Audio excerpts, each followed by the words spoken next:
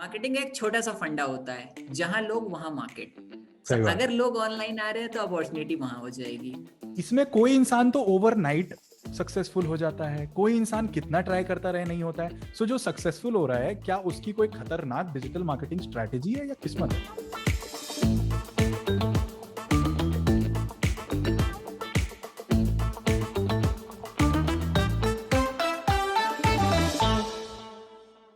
From starting his digital marketing journey back in 2014, जहां पे यार हम लोग को ये नहीं पता था कि डिजिटल मार्केटिंग टर्म क्या होता है, to going on and training more than 5,000 individuals, working with some really big MNCs, one prominent client being BMW, to ultimately going on and finding his own digital marketing firm, DBuzz.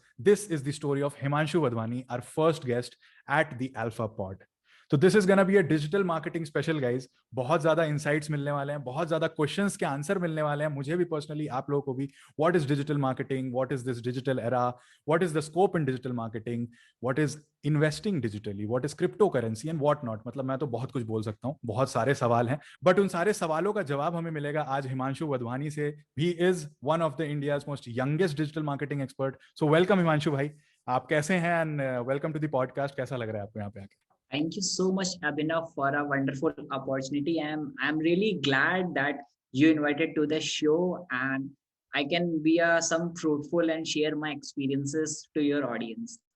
Yes. And I like the way you are hustling and building new things. That is very much appreciable. Thank you भाई। मतलब अब आप ऐसा बोलोगे तो आप ही तो मतलब मदद करोगे यार हम लोग की डिजिटली ग्रो करने में, because For me sure, being a for sure. Content creator, आपसे हमें बहुत इनपुट चाहिए। और उसी इनपुट से बात करते हैं। Right on money, I straight come on the point. पहला पॉइंट मैं अपना जो बोलते हैं ना एकदम से दागूंगा बढ़िया सा, वो ये है कि भाई हम सबको पता है, मैं डिजिटल मार्केटिंग मैंने शुरू करी, मैंने कंटेंट क्रिएशन का प्रोसेस शुरू करा लॉकडाउन में। ठीक है, बहुत से लोगों ने ऐसा करा होगा। ठीक है, तो जब मैं यहाँ पे उतरा तो मुझे ये लगा कि यार इस लॉकडाउन में पैसा कैसे कमाया जाए। Money being a very important aspect of life, right? तो पैसा कैसे कमाया जाए, मुझे बहुत सारा मतलब बहुत सारा मैंने रिसर्च करा, और वहां पे मुझे ये पता लगा digital marketing is one term जहां पे बहुत लोग ऊपर जा रहे हैं, बहुत चीजें कर रहे हैं। डेफिनेटली मुझे एक्सपर्ट नहीं बनना था, but I wanted to know about this term. So basically from a layman terms, कि लॉकडाउन में पैसा कैसे कमा रहे हो यार आप, मतलब आप कैसे यहाँ पे सस्टेन कर रहे हो जब अच्छे अच्छों की बैंड बज चुकी है। तो ये आप बताइए कि डिजिटल मार्केटिंग क्या है और कैसे प्रोसेस आप कर रहे हो। Okay. So we are into I am blessed that we are into a very lucky era of this 21st century where internet can help you to earn your money, to live your lifestyle, and during your home, beside anywhere you are, because people are into a lockdown. There is a like not moving much outside, but you need money to sustain your livelihood and living. Exactly. So if you specifically speak about my process, so our company just double and triple up in these hard times because more people are aware and just wanted to jump out into this digital marketing or want to sell their product or services online, because that's the great way to reach customer, because now people are more free. So hovering over to हाँ, social media, Google is right. like it's always been more, but it's comparatively to normal days it's very much high.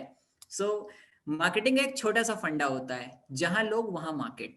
सही बात। अगर लोग online आ रहे हैं तो opportunity वहां हो जाएगी। Where is giving answer to your second question, digital marketing बहुत अच्छी इंडस्ट्री है और ये बहुत अभी इवॉल्व हो रही है, और इंडिया में इसका बहुत ही अच्छा स्कोप होगा जब ये हर आदमी हर सेगमेंट तक पहुंच जाएगी, thanks to very first Jio और जियो रेवोल्यूशन की आज सबके पास इंटरनेट है। सही बात है, जियो ने तो मतलब जो बोलते हैं ना एकदम चांद तारे एक कर दिए हैं हमारे लिए, बहुत पास कर दिया है सब कुछ हमारे लिए, सोचना होगी। Totally agree. सो अगर एक लेमन भाषा में अगर मैं समझाऊं डिजिटल मार्केटिंग क्या है, तो ये कुछ नहीं, एक मीडियम है। मार्केटिंग एक बहुत बड़ा ब्रॉड टर्म हो जाता है जो कि एक समुद्र है, तो सही बात। डिजिटल मार्केटिंग उस समुद्र का एक छोटा सा शिप है। सो कोई भी एक्टिविटी हम ऑनलाइन वर्ल्ड में करते हैं इन टर्म्स ऑफ मार्केट, अब वो मार्केटिंग आप सोशल मीडिया पे कर रहे हो, गूगल पे कर रहे हो, किसी भी प्लेटफॉर्म पे कर रहे हो, that is called digital marketing. Perfect. Perfect. बहुत ही मतलब सिंपल टर्म में अगर समझा जाए तो एक समुद्र की एक शिप है डिजिटल मार्केटिंग। इतना अच्छा बूम चल रहा है इस टाइम पे, ठीक है, इतना ज्यादा, वही जैसे जहां लोग वहां मार्केट बनता है। तो इस टाइम पे इतने लोग डिजिटली हम लोग आ चुके हैं, हम सबको पता है, बहुत बड़े बड़े एग्जाम्पल है। टिकटॉक बहुत बड़ा एग्जाम्पल था जिसने एक रेवोल्यूशन प्लान करा कि भाई मतलब इतने लोग कैसे एक प्लेटफॉर्म पे आ सकते हैं, और वो भी इंडियंस। तो इसका मतलब पावर ऑफ इंटरनेट दिखा।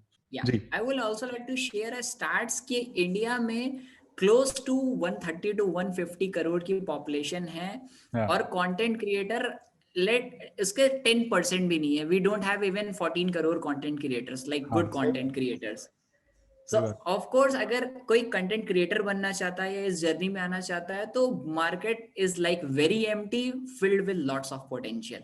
राइट, बट पॉइंट यहाँ पे ये आ जाता है, जैसे मैं अपना एग्जांपल ले लेता हूँ, हर चीज में मैं अपने आप को एडवर्टाइज कर रहा हूँ, बिकॉज दोस्तों अभिनव द्विवेदी को जाके सब्सक्राइब करें यूट्यूब पे, ठीक है। मैं यहाँ पे अपने आप को एडवर्टाइज इसलिए कर रहा हूँ कि एज अ कंटेंट क्रिएटर मुझे पता है स्ट्रगल क्या होती है। शुरुआत में किसी भी चीज में आप घुसो तो स्ट्रगल क्या होती है, क्या दिक्कतें आपको झेलनी पड़ती हैं, कोई ट्रैक्शन नहीं आता, कोई ऑडियंस नहीं आती, आप कितना ही अच्छा कंटेंट कर लो, अगर आप अच्छे से अवेयर नहीं हो मार्केट को लेके, आप नहीं इसमें सक्सीड कर सकते, बिकॉज भले ही 14 करोड़ लोग नहीं है, लेकिन कॉम्पिटिशन बहुत है फिर भी आज की डेट में कंटेंट में।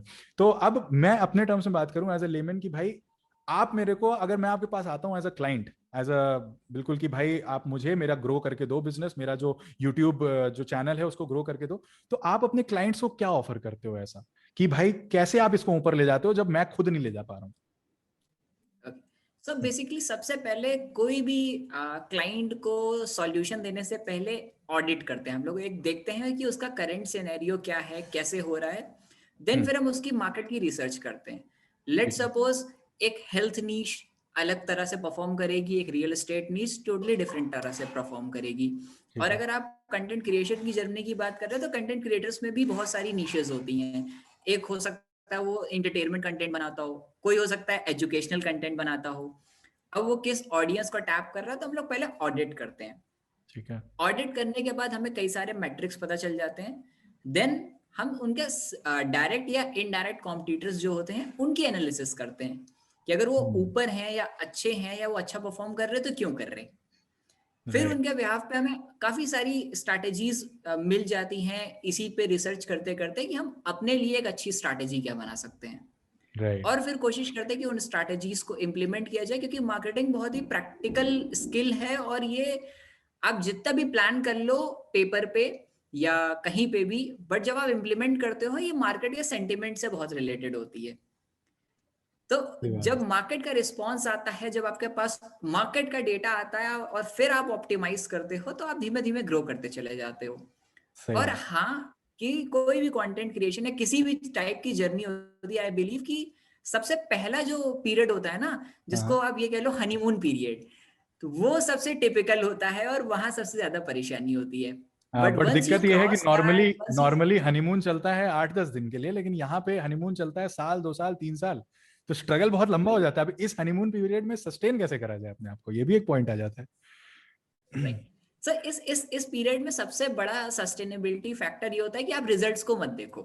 जब आप रिजल्ट्स को देखोगे, चाहे वो अच्छे हो रहे होंगे बुरे हो रहे होंगे, वो आपके टेम्परेरी इमोशंस को बड़ा डाइवर्ट करेंगे। Yes, true. तो इस समय आपको प्रोसेस पे ध्यान देना है, कंसिस्टेंसी पे ध्यान देना है।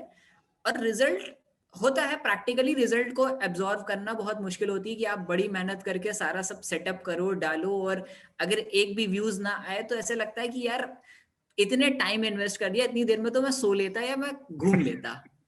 और एक वही टाइम होता है कि आपको वहां पे अपना माइंडसेट स्ट्रांग करना होता है। सही बात है। और अच्छा, एक और आपने पॉइंट उस है। टाइम पे अगर अपना जी, एक और आप पॉइंट है, अपना सॉरी मैं आपका बात काट रहा हूँ, कि जैसे हम बहुत लोग देखते हैं कि इंस्टाग्राम रील्स या यूट्यूब शॉर्ट्स, ये सब चीजें बहुत, जो नए प्लेटफॉर्म आए हैं वहां पे काफी अच्छा ट्रैक्शन मिल रहा है सबको, ठीक है। तो वहां पे इस चक्कर में मैंने भी बहुत रील्स डाली हैं, मैंने भी बहुत शॉर्ट्स डाले हैं, वीडियोस। इसमें कोई इंसान तो ओवरनाइट सक्सेसफुल हो जाता है, कोई इंसान कितना ट्राई करता रहे नहीं होता है। सो जो सक्सेसफुल हो रहा है, क्या उसकी कोई खतरनाक डिजिटल मार्केटिंग स्ट्रैटेजी है या किस्मत है? ओके। सो सोशल मीडिया पे वायरल जाने की अगर मैं एक आपको एकदम प्रैक्टिकल एडवाइस दूं, कि इसकी कोई भी परफेक्ट डेफिनेशन नहीं दे सकता कि नहीं, क्या चीज वायरल हो जाएगी। सही बात है। इसके लिए होता क्या है कि आप हर बार नए एक्सपेरिमेंट, नए ट्वीक्स करते हो, कुछ पास्ट वायरल वीडियोस या ट्रेंड्स को स्टडी करते हो, और आप हम्म। उस तरह से इंटरेक्शन करते हो। वायरलिटी में सबसे बड़ी चीज होती है, हो सकता है आपकी पहली वीडियो आप डालो और वो वायरल हो जाए, हो सकता है आप 3 साल से 4 साल से डाल रहे हो, वायरल ना हो, बट आपको कंसिस्टेंट रहना है और फ्लिप करना है एक्सपेरिमेंट से। तो कोई तो एक मोड आएगा जहां पे अगर हाँ 100 पे 1 की प्रोबेबिलिटी है तो वो आपका हिट हो जाएगा। सही और बात। जब वो हिट होगा ना, वो 100 के रिटर्न दे देगा। मेरे हिसाब से So, गलतियां this करते is- जाओ, ट्राई करते जाओ, गलतियां करते जाओ, गलतियों से सीखो, बट सही चीज वही है कि गलती दोबारा मत रिपीट करो, सेम गलती। राइट, राइट कुछ राइट, अलग ट्राई करते जाओ, टोटली सेम एग्री। गलती कुछ वो मत करो। So this was the basic discussion जो हम डिजिटल मार्केटिंग पे कर रहे थे। अगर एक बहुत जो आजकल जो एक ट्रेंडिंग टर्म है डिजिटल इन्वेस्टिंग, मतलब जो हम लोग bitcoins, Dogecoin, crypto currency, इन सब की बात कर रहे हैं, भाई मैं बिल्कुल, आप सच मानो, मैं बिल्कुल इसमें जो बोलते हैं ना एकदम कुछ नहीं आता मुझे, ठीक है, जीरो नॉलेज है, थोड़ी मोड़ी इन्वेस्टिंग कर लेता हूँ इधर उधर म्यूचुअल फंड में। मेरे हिसाब से बहुत से जो लिसनर्स हैं हमारे, बहुत से व्यूअर्स हैं, उनको भी इस चीज में बहुत ज्यादा डायलेमा है कि भाई ये क्रिप्टो करेंसी, इंस्टाग्राम पे हमें पोस्ट दिख रहे हैं लेकिन ये है क्या। तो अगर क्रिप्टो करेंसी को बहुत लेमन टर्म्स में समझाओ तो आप कैसे समझाओगे? ओके, सो क्रिप्टो करेंसी अभी रिसेंटली काफी ज्यादा हाइप पे आया है, बट ये ऑलमोस्ट स्टार्ट हो गया था 2009 से, समथिंग 8-9 से। गॉड। इंडिया में इसकी ओके। थोड़ी सी, हाँ, इंडिया में इसकी थोड़ी सी हाइप स्टार्ट हुई थी 2013-14 में, बट फिर कुछ गवर्नमेंट नॉर्म्स और उसके कारण 2015 में फिर ये सप्रेस हो गया था। हम्म। और इसको सबसे ज्यादा बूस्ट जो मिल गई जब काफी बड़े बड़े इन्फ्लुएंसर्स उनको प्रमोट करने लगे, जैसे कि एलन मस्क और सारी चीज। राइट। तो लोगों का अचानक से अटेंशन फिर से चला गया इस इंडस्ट्री में। बहुत सारे लोग बहुत लॉन्ग से एज अ इन्वेस्टर हैं। एज अ बिगनर अगर आपको आना है तो पहले समझना पड़ेगा कि ये किस टाइप की चीज है और आपकी पर्सनालिटी किस टाइप की है। क्रिप्टो करेंसी बहुत ही वॉलेटाइल करेंसी है, या आप बोलो इन्वेस्टमेंट है। यहाँ एक दिन में फ्लक्चुएशंस 1, 2, 5, 10% से नहीं, हजारों परसेंट से ऊपर नीचे हो जाते हैं। ओके। सो आपको देखना पड़ेगा कि अगर आप कोई भी investment high risk high return पे कर सकते हो, हम्म। पहले तो आप अपना ट्रेड जानोगे, हम्म। राइट? क्योंकि इन्वेस्टिंग बहुत ऐसी चीज होती है कि सबके लिए इन्वेस्टिंग की टर्मोलॉजी भी डिफरेंट हो जाती है। ठीक है। लेट सपोज अगर आप अपना बिजनेस बिल्ड कर रहे हो, जनरली देखा गया कि आमतौर पे जो बिजनेसमैन का एपेटाइट होता है वो मीडियम और हाई रिस्क ज्यादा होता है। हाँ। वेयर एज अगर आप कभी जॉब या उसमें होते हो जब आपको थोड़ी सी फाइनेंशियल स्टेबिलिटी चाहिए होती है, तो आपका एपेटाइट होता है लो रिस्क लो रिटर्न्स पे। ट्रू। सो ये एक न्यू करेंसी आप कह लीजिए, न्यू इन्वेस्टमेंट कह लीजिए, जिसको कोई भी रेगुलेट अभी नहीं कर रहा। हम्म। इस पे बहुत चर्चा चल रही कि किसको कैसे रेगुलेट कराया जाए। तो कोई भी चीज के प्रोज भी होते हैं, कॉन्स भी होते हैं। ये वर्क करता है ब्लॉकचेन टेक्नोलॉजी पे। तो ब्लॉकचेन काफी फ्यूचर की टेक्नोलॉजी है, हम्म। जिसके थ्रू ट्रांजैक्शंस को आप कभी भी ट्रेस नहीं कर सकते, कभी भी देख नहीं सकते कि वो कहाँ से किधर हो रहा। तो हम्म। अगर आपको दुनिया के कहीं भी किसी को भी कहीं से भी पैसा भेजना है, इट्स वेरी इजी।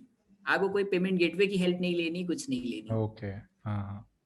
सो एक और यूनिफाइड कोई, पेमेंट मोड है ये, कायदे से एक बोला जाए। हाँ, और कोई कोई भी इन्वेस्टिंग डिमांड सप्लाई पे चलती है। और भी बहुत सारे फंडामेंटल्स होते हैं, तो वो बहुत टेक्निकल चला जाएगा, but basic it's a new way of investing. अगर आप हाई रिस्क रिटर्न वाले एपेटाइट है तो आप कर सकते हो, आप छोटी छोटी अमाउंट से ट्राई कर सकते हो।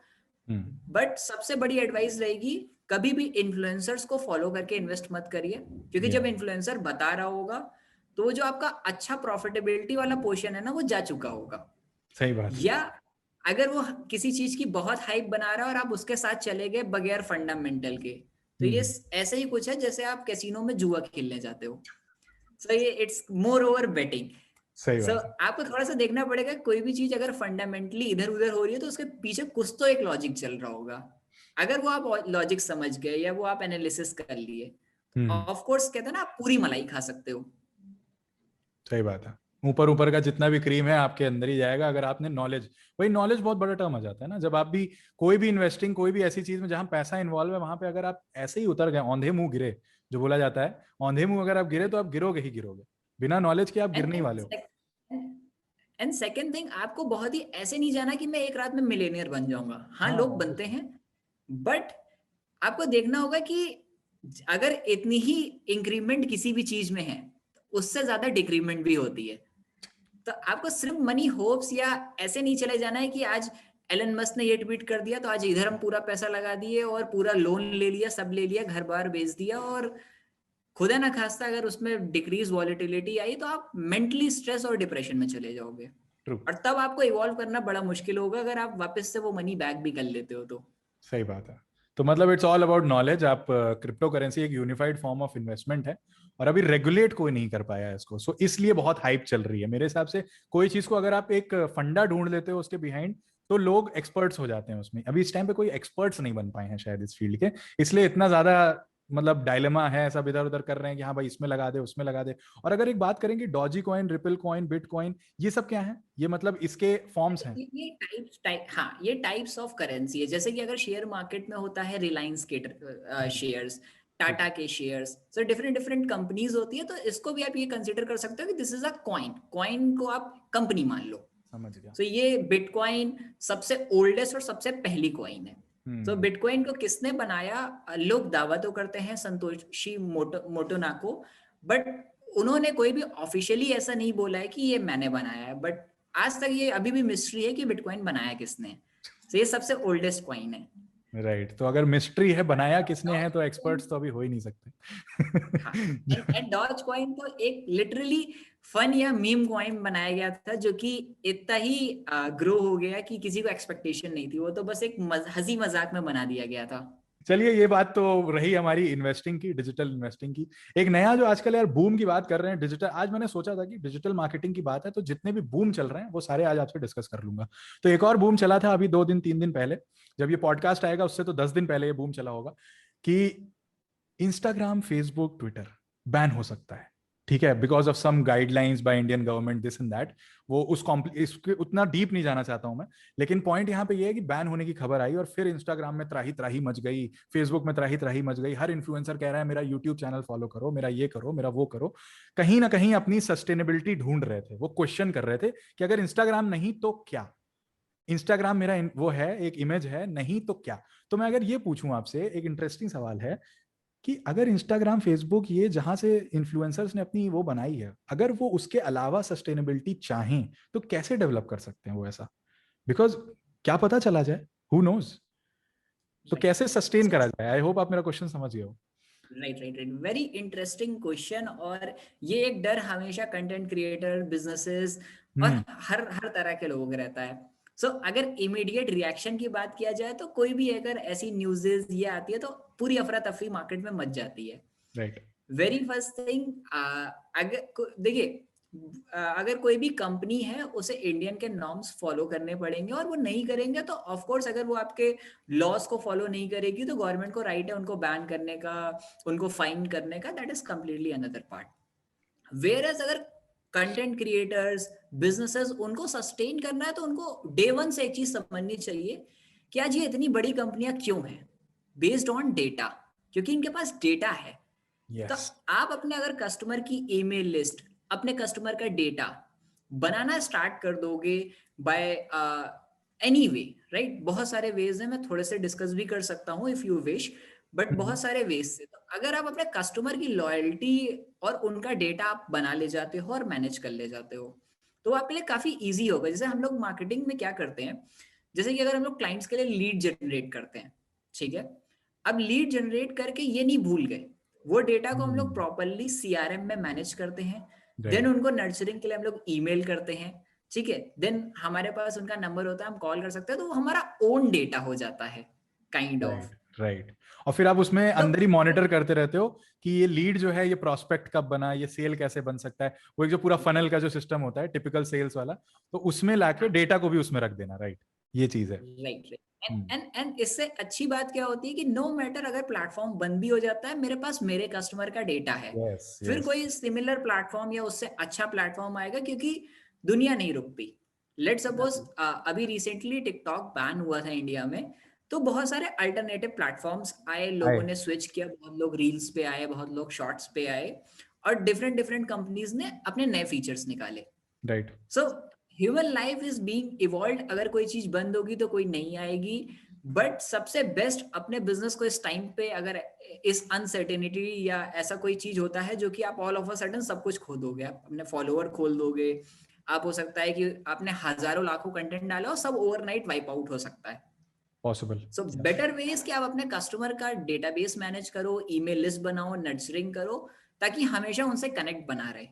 नाइस। या इन केस आपको कभी भी फिर उनसे प्राइवेट कोई जूम मीटिंग करनी हुई, आप कर सकते हो। आपको कोई प्लेटफॉर्म पे भी डिपेंडेंट नहीं होना पड़ेगा। या एंड सेकंड थिंग, कभी भी कहते हैं ना, सारे एग एक बास्केट में नहीं रखने चाहिए, नहीं तो सारे अंडे फूट जाएंगे। सही सो बात। ऑफ कोर्स आप अगर बहुत टाइम से देखिए, हो सकता है कि इसी आप एक प्लेटफॉर्म से बहुत ज्यादा फेमस हुए हो, या आप एक प्लेटफॉर्म पे कंसिस्टेंसी मैनेज कर सकते हो, यस। बट स्टिल आप थोड़ा थोड़ा अपने फॉलोअर को कभी पुश करिए, वो आपको दूसरे प्लेटफॉर्म्स में भी इंटरेक्ट करें।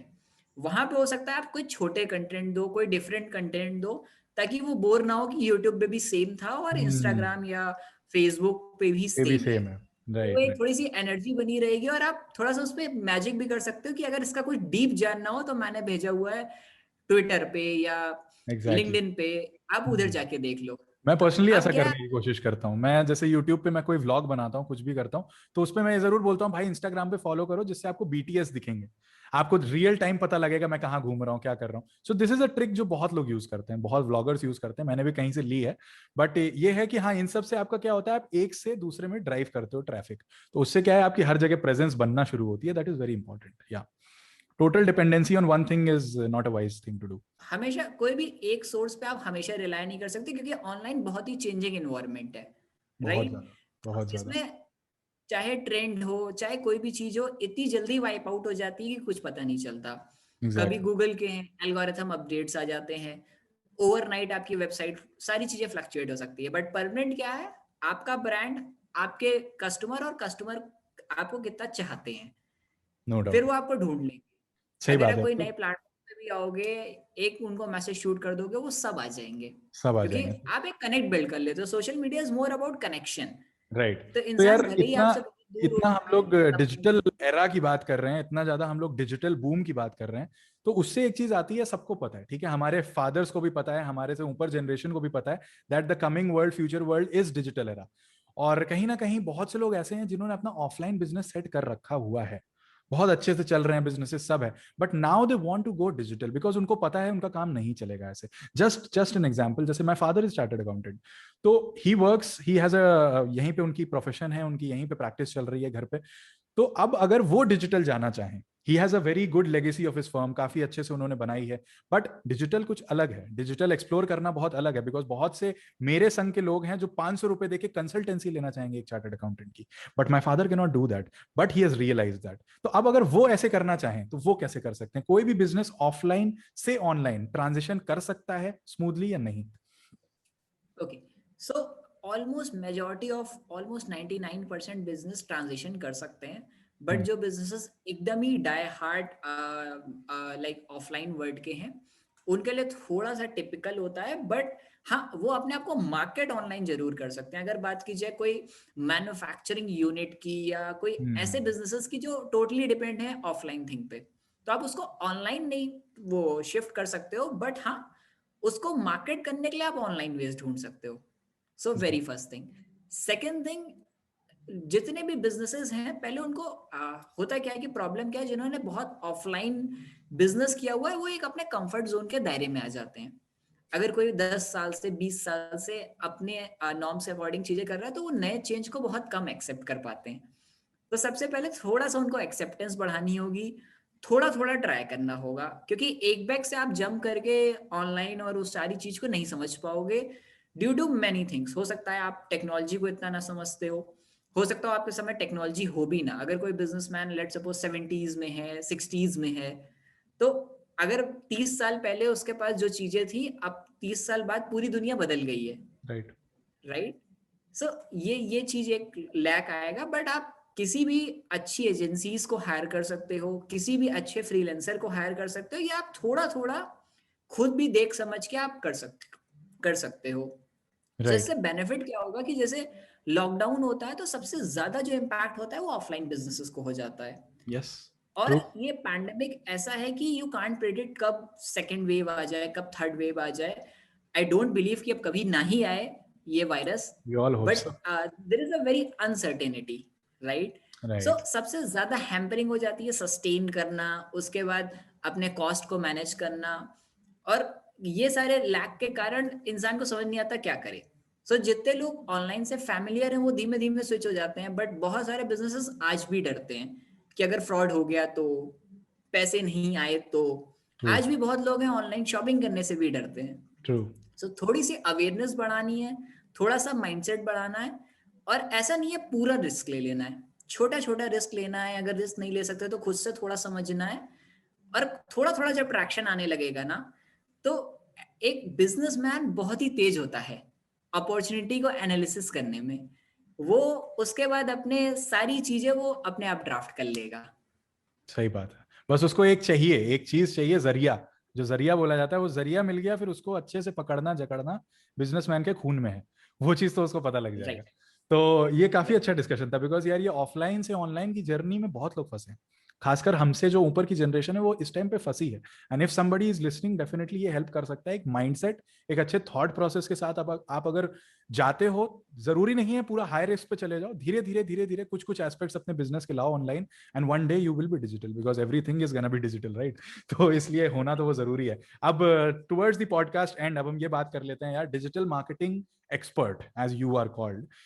अगर कोई बंदा digital marketing as a career, as an expert बनना चाहता है, तो उसके लिए क्या स्कोप है, particularly in 2021 after lockdown and all this, because everybody is in this buzz जो डिजिटल मार्केटिंग की चल रही है, उसमें सब लोग आ चुके हैं इस टाइम पे। So what is the competition, what is the scope? एक 16 साल का लड़का, एक 17 साल का लड़का इस जर्नी में घुसना चाह रहा है, जब आप घुसे थे, तो उसके लिए क्या आपकी एक एडवाइस है, या आप कैसे गाइड करोगे उसे?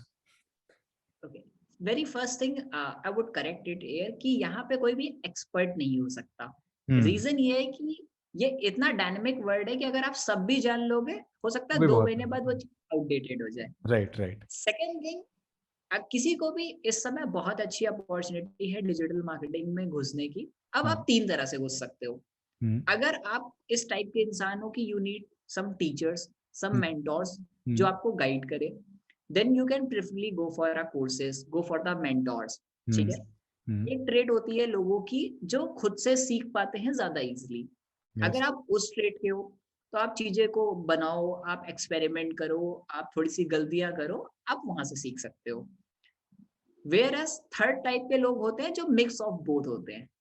थोड़ा सा खुद इम्प्लीमेंट करना है, थोड़ा सा खुद सीखना है, थोड़ा सा लोगों की हेल्प लेनी है। हम्म। तो आप इस चीज से कर सकते हो। अगर आप एकदम कंप्लीटली न्यू भी हो तो आप ये कर सकते हो कि कोई अच्छा कोर्स, अच्छे मेंटोर को ऑप्ट कर सकते हो।